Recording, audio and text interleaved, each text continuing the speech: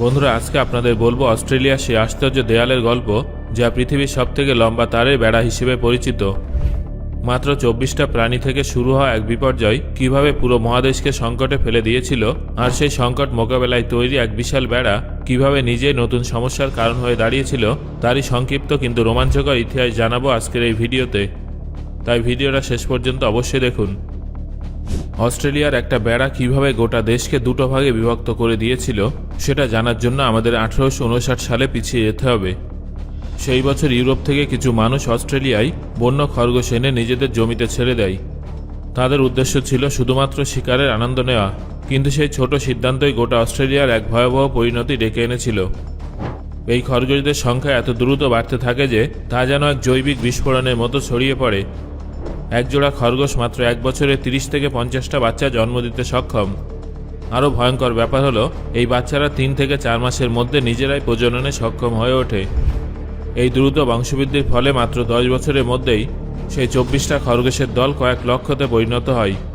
1900 সালের মধ্যে, অর্থাৎ প্রায় 40 বছরের মধ্যেই অস্ট্রেলিয়ায় খরগোশের সংখ্যা 10 কোটিরও বেশি হয়ে যায়। এটা অস্ট্রেলিয়ার ইতিহাসে সবথেকে ভয়াবহ পরিবেশগত বিপর্যয়ে পরিণত হয়। স্থানীয় শিকারী প্রাণীরা যেমন ডিঙ্গো ও ঈগল খরগোশ শিকার করত ঠিকই, কিন্তু খরগোশের সংখ্যা এত দ্রুত বাড়ছিল যে তাদের নিয়ন্ত্রণ করা অসম্ভব হয়ে পড়ে। তার উপর খরগোশরা নতুন পরিবেশের সঙ্গে খুব দ্রুত নিজেদের মানিয়ে নেয়, মাটির নিচে গভীর গর্ত বানায় এবং বেশিরভাগ শিকারীদের নাগালের বাইরে চলে যায়। দক্ষিণ অস্ট্রেলিয়ার বিস্তীর্ণ এলাকা তাদের জন্য এক স্বর্গে পরিণত হয়ে যায়। সেখানে শিকারী কম ছিল, ঘাসের প্রাচুর্য ছিল, আর আবহাওয়া ছিল অত্যন্ত অনুকূল। 1890-এর দশকে পরিস্থিতি পুরোপুরি হাতের বাইরে চলে যায়। খরগোশরা ক্ষেতের পর ক্ষেত ধ্বংস করে দেয়, মাটি পর্যন্ত খুঁড়ে নষ্ট করে ফেলে, প্রতি বছর কোটি কোটি টাকার ফসল নষ্ট হতে থাকে। আর এখান থেকে জন্ম নেয় এক নতুন ধারণা। সরকার খরগোশ দমনের জন্য সমস্ত রকম উপায় প্রয়োগ করে। বিষ প্রয়োগ করা হয়, ব্যাপক হারে শিকার অভিযান চালানো হয়, এমনকি মানুষকে খরগোশের শিকারে উৎসাহ দিতে প্রতিযোগিতারও ব্যবস্থা করা হয়। কিন্তু কিছুই খুব বেশি কার্যকর হয়নি, বরং অতিরিক্ত বিষ ব্যবহারের ফলে নতুন বিপদ দেখা দেয়। অতিরিক্ত বিষ প্রয়োগ করায় বেশিরভাগ খরগোশ সেই বিষের প্রতিও প্রতিরোধক্ষম হয়ে ওঠে। যারা সেই সব খরগোশ শিকার করে তাদের মাংস বিক্রি করত বা খেত, তারাও অসুস্থ হতে শুরু করে। ফলস্বরূপ বাজার থেকে খরগোশের মাংস প্রায় হারিয়ে যায়। তারপর মানুষ খরগোশ দমনের এক নতুন উপায় নিয়ে ভাবতে শুরু করে। এই চিন্তায় জন্ম দেয় এক বিশাল পরিকল্পনার। 1901 সালে ওয়েস্টার্ন অস্ট্রেলিয়ায় প্রথম দীর্ঘ বেড়া নির্মাণের কাজ শুরু হয়, যাকে বলা হয় স্টেট ব্যারিয়ার ফেন্স। এই বেড়া তৈরির মূল উদ্দেশ্য ছিল পূর্ব দিক থেকে আসা খরগোশদের পশ্চিম অস্ট্রেলিয়ার উর্বর জমিতে ঢুকতে না দেয়া। শেষ পর্যন্ত এই বেড়ার দৈর্ঘ্য 1800 কিলোমিটারের থেকেও বেশি হয়ে যায়, এবং সেই সময় এটাকে পৃথিবীর সবথেকে বড় লম্বা বেড়াগুলোর মধ্যে একটা ধরা হতো। যদিও বাস্তবে এই বেড়া ভয়ঙ্কর দুঃস্বপ্ন হয়ে উঠেছিল। প্রচণ্ড গরমে পুড়ে যাওয়া মরুভূমির ভেতর দিয়ে শ্রমিকদের কাজ করতে হতো। চারিদিকে ধুলোঝড়, জলের সংকট এবং এবড়ো জায়গা, এইসবের মধ্যেই শ্রমিকদের কিলোমিটারের পর কিলোমিটার ভারী তারের রোল টেনে নিয়ে যেতে হতো, যেখানে কোনো ছায়া কিংবা বিশ্রামের সুযোগ ছিল না। উট আর গরুর গাড়ির মাধ্যমে জিনিস আনা হতো, প্রতিটা পদক্ষেপেই বিপদের আশঙ্কা থাকত। কিন্তু আসল লড়াই শুরু হয় বেড়া তৈরি করার পর। বালির ঝড়ে বেড়ার বহু অংশ ঢেকে যায়, কোথাও কোথাও বন্যার জল বেড়ার অংশ ভাসিয়ে নিয়ে যায়। তাও কিন্তু শ্রমিকরা দমে যায়নি।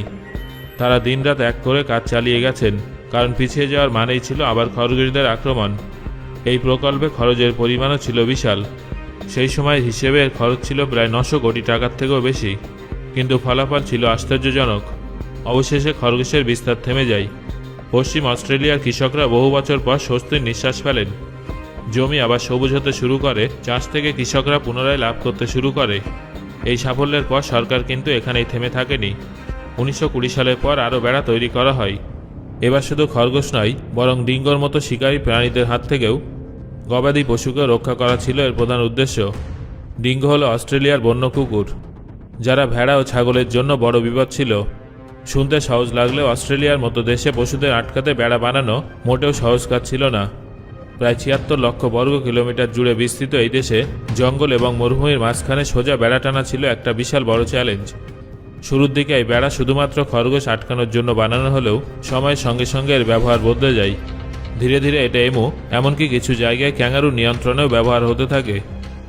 তবে পশুপালকদের কাছে সবথেকে বড় শত্রু ছিল ডিঙ্গো। তাদের ঠেকাতে অস্ট্রেলিয়া যে বিশাল বেড়া তৈরি করেছিল তা আজও এক অনন্য রেকর্ড হিসেবে ইতিহাসে রয়ে গেছে। এই বন্য শিকারী কুকুর, ভেড়া ও গবাদি পশুর উপরে হামলা চালাতো এবং কয়েক বছরের মধ্যেই কৃষকদের কোটি কোটি টাকার ক্ষতি করে ফেলেছিল। পরিস্থিতি এতটাই খারাপ হয়ে যায় যে সরকারকে বড় সিদ্ধান্ত নিতে হয়েছিল। আর এখান থেকেই জন্ম নেয় ডিঙ্গো ফ্রেঞ্চের ধারণা। একসময় এই বেড়ার দৈর্ঘ্য ছিল 5600 কিলোমিটারের থেকেও বেশি। আজও এটা প্রায় 5300 কিলোমিটারের থেকেও বেশি লম্বা। অস্ট্রেলিয়ার এই ডিঙ্গো ফ্রেঞ্চ আজও বিশ্বের অন্যতম দীর্ঘ মানবসৃষ্ট কাঠামো। হাজার হাজার কিলোমিটার জুড়ে বিস্তৃত এই বেড়া দেশের সবথেকে দুর্গম ও জনমানবহীন অঞ্চল পেরিয়ে এগিয়ে গেছে।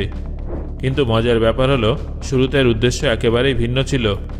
1880-র দশকে এটাকে খরগোশ ঠেকানোর জন্য বানানো হয়েছিল, কিন্তু সময়ের সঙ্গে সঙ্গে লক্ষ্য বদলাতে থাকে।